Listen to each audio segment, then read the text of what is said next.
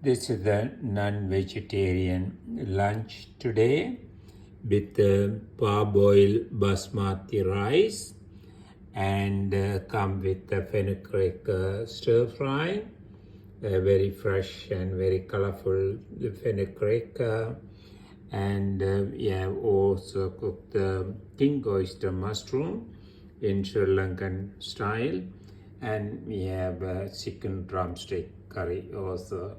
In addition to that, I have also made the king oyster mushroom fry.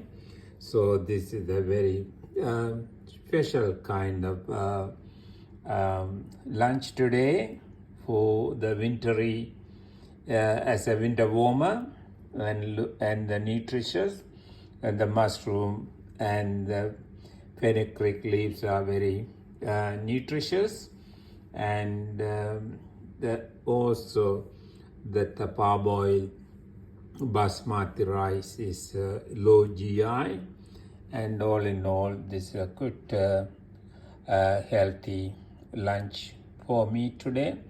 Thank you very much for watching this lunch. I appreciate your subscription to our YouTube channel. Thank you.